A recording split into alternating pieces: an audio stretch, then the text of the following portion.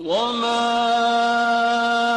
أَرْسَلْنَاكَ إِلَّا رَحْمَةً لِّلْعَالَمِينَ۔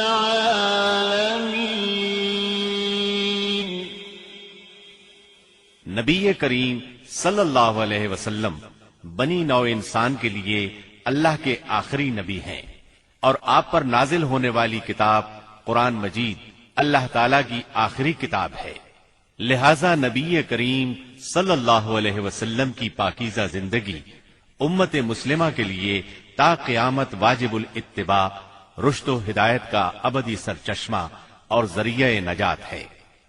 لَقَدْ كَانَ لَكُمْ فِي رَسُولِ اللَّهِ أُسْوَةٌ حَسَنَةٌ۔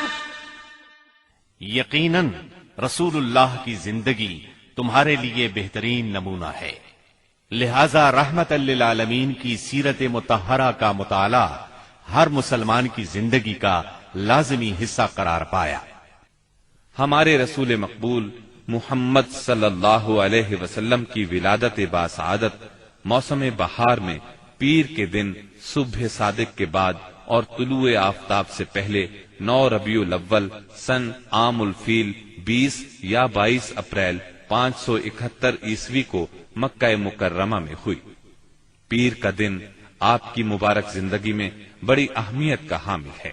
سیدنا ابن عباس رضی اللہ عنہ فرماتے ہیں کہ آپ پیر کو پیدا ہوئے، پیر کے دن آپ کو نبوت سے سرفراز فرمایا گیا، سوموار ہی کو مکے سے مدینے کی طرف ہجرت کے لیے نکلے، سوموار ہی کو آپ مدینہ منورہ تشریف لائے، اور آپ نے پیر ہی کے دن اس دار فانی کو خیر باد کہا۔ آپ کے پیدا ہوتے ہی آپ کے دادا عبد المطلب آپ کو گود میں اٹھا کر خانہ کعبہ میں لے گئے، آپ کے لیے دعا کی اور محمد نام رکھا۔ پوتے کی پیدائش کی خوشی میں 7ویں دن اپنے قبیلے کی دعوت کی۔ لوگوں نے آپ کے دادا سے پوچھا، آپ نے نومولود کا نام دوسرے لوگوں کے ناموں جیسا کیوں نہیں رکھا؟ انہوں نے جواب دیا، میں چاہتا ہوں میرے پوتے پر اس نام کا اثر پڑے اور میرا پوتا تعریف و توصیف حاصل کرے۔ آپ کی والدہ سیدہ آمنہ نے آپ کا نام احمد رکھا۔ انجیل میں بطور پیشگوئی آپ کے 2 نام آئے ہیں، فارقلی اور منہمنا۔ قرآن مجید کی سورہ انبیاء آیت 107 میں اللہ تعالی نے آپ کو رحمت للعالمین کہا ہے۔ وَمَا أَرْسَلْنَاكَ إِلَّا رَحْمَةً لِّلْعَالَمِينَ، یعنی ہم نے آپ کو تمام جہانوں کے لیے رحمت بنا کر بھیجا ہے۔ آپ کا نسب نامہ اس طرح ہے: محمد بن عبداللہ بن عبد المطلب بن ہاشم بن عبد مناف بن قصی بن کلاب بن مرہ بن کعب بن لؤی بن غالب بن فہر بن مالک بن نذر بن کنانہ بن خزیمہ بن مدرکہ بن الیاس بن مزر بن نزار بن معد بن عدنان۔ اس بات پر سب کا اتفاق ہے کہ عدنان سیدنا اسماعیل علیہ السلام کی نسل سے ہیں، لیکن دونوں کے درمیان میں کتنی پشتیں ہیں اور ان کے نام کیا کیا ہیں، اس میں بہت اختلاف پایا جاتا ہے۔ آپ کی والدہ کا نام سیدہ آمنہ تھا۔ سیدہ آمنہ کے والد وہب بن عبد مناف بن زہرہ بن کلاب تھے۔ یہ وہی کلاب ہیں جو والد کی طرف سے بھی نبی صلی اللہ علیہ وسلم کے نسب نامے میں آتے ہیں۔ ان کا اصل نام عروہ یا حکیم تھا، لیکن کتوں کے ذریعے بکثرت شکار کھیلا کرتے تھے، اس لیے کلاب کے نام سے مشہور ہو گئے۔ عربی میں کلاب کتوں کو کہتے ہیں۔ آپ اسماعیل علیہ السلام کی اولاد میں سے ہیں۔ اسماعیل علیہ السلام کی خاطر جب اللہ تعالیٰ نے زمزم کا کنواں جاری کیا تو قبائل جرہم اور ایاد کے خانہ بدوش عرب سیدہ ہاجرہ کی اجازت سے وہاں آ کر رہائش پذیر ہوئے۔ کعبے کے متولی اسماعیل علیہ السلام اور ان کی اولاد رہی۔ ایک عرصے کے بعد بنو جرہم اور سیدنا اسماعیل کی اولاد میں کعبے کی تولیت کے سلسلے میں جھگڑا ہوا تو کعبے کی خدمت اور تولیت اولاد اسماعیل اور بنو جرہم میں تقسیم ہو گئی، اور جب بنو خزاعہ نے لڑ کر مکے پر قبضہ کیا تو ایک مدت تک کعبے کی تولیت بھی ان کے پاس رہی، لیکن بنو اسماعیل بہرحال مکے ہی میں رہے۔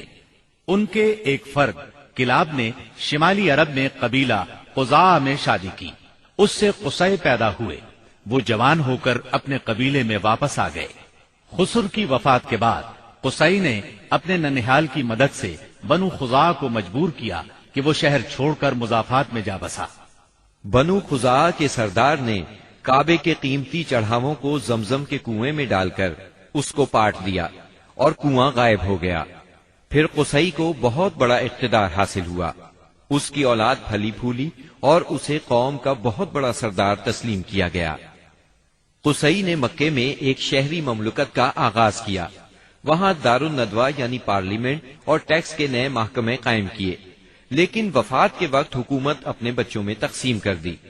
کسی کو کعبے کی رکھوالی سونپی، کسی کو چابی دی، کسی کو فوج کی قیادت تو کسی کو ٹیکس کا حساب کتاب سونپا۔ بعد کی نسلوں میں انتظامات کی مزید تقسیم در تقسیم ہوئی۔ آغاز اسلام کے وقت وہاں 10 سرداروں کی ایک مجلس کار فرما نظر آتی تھی۔ قصی کے 4 بیٹے تھے، ان میں عبد مناف بڑے نامور اور صاحب عزت ہوئے۔ عبد مناف کے بھی 4 بیٹے تھے، ان میں ہاشم شہرت میں سبقت لے گئے۔ ہاشم آپ کے پردادا تھے، بہت دولت مند ہونے کے ساتھ ساتھ سخاوت، مروت اور احسان میں بھی بے مثال تھے۔ ہاشم کہلانے کی وجہ یہ تھی کہ ان کے عہد میں ایک مرتبہ مکہ مکرمہ میں قحط پڑ گیا۔ یہ فلسطین گئے اور اونٹوں پر آٹے کی بہت سی بوریاں لاد لائے، بہت سے اونٹ ذبح کیے، ان کا شوربہ تیار کیا، روٹیاں پکوائیں۔ ان روٹیوں کو شوربے میں بھگو بھگو کر اہل شہر کو کھلاتے رہے۔ عرب اس کھانے کو حشیم اور سرید کہتے ہیں۔ یہ سلسلہ ایک مدت تک جاری رہا، اسی وجہ سے ان کا نام ہاشم پڑ گیا۔ وہ حاجیوں کی خدمت اور مہمان نوازی میں بھی بڑھ چڑھ کر حصہ لیتے تھے۔ اسی سخاوت اور فیاضی سے ہاشم کا نام پورے عرب میں مشہور ہو گیا۔ ذاتی اثر و رسوخ اور وجاہت کی وجہ سے ان کی دوسرے ممالک کے درباروں میں بھی رسائی تھی۔ انہوں نے ہی قریش میں سب سے پہلے یہ دستور جاری کیا کہ سال میں 2 مرتبہ تجارتی قافلے روانہ ہوا کریں، موسم گرما میں شام کی طرف اور موسم سرما میں یمن کی طرف۔ چنانچہ اسی دستور کے مطابق دونوں موسموں میں قافلے روانہ ہوتے تھے۔ سورۃ القریش میں اللہ تعالیٰ نے قریش کو یہی انعام یاد دلایا ہے، کیونکہ قریش اللہ کی رحمت سے موسم سرما و گرما کے عادی ہو گئے۔ ان کی سمجھ میں یہ بات آ گئی کہ اس نعمت کے شکریہ میں اللہ کی عبادت کرنا چاہیے جو اس گھر کا مالک ہے، اور اس نے انہیں بھوک میں کھانا دیا اور خوف سے امن بخشا۔ نجاشی شاہ حبش ہاشم کی بے حد خاطر مدارت کرتا اور تحفے تحائف بھی پیش کرتا۔ قیصر روم بھی ان سے بہت مہربانی سے پیش آتا تھا۔ ہاشم نے یمن اور روم کی حکومت سے قریش کے تجارتی قافلے کی حفاظت کا حکم حاصل کیا، اور یہ ان کے اعلیٰ تدبر کا نتیجہ تھا کہ تمام راستے قریش کے تجارتی قافلوں کے لیے محفوظ ہو گئے۔ اس طرح مکہ مکرمہ بین الاقوامی تجارت کا مرکز بن گیا۔ اس سے خانہ کعبہ کی زیارت اور فریضہ حج عام ہو گئے، اور مکی زبان بھی ملک کے چاروں طرف سمجھی جانے لگی۔ ان قریشی قافلوں اور سالانہ میلوں کی وجہ سے جزیرہ نمائے عرب میں ایک معاشی مرکز پیدا ہو گیا۔ ان سالانہ میلوں میں قریش کو سرمایہ دارانہ تجارت اور قافلوں کی حفاظت کے سلسلے میں بہت اہمیت حاصل تھی۔ اس طرح مکہ مکرمہ تجارتی مرکز بنا، جس نے سیاسی مرکزیت کا راستہ کھولا جو اسلام کا کارنامہ بننے والا تھا۔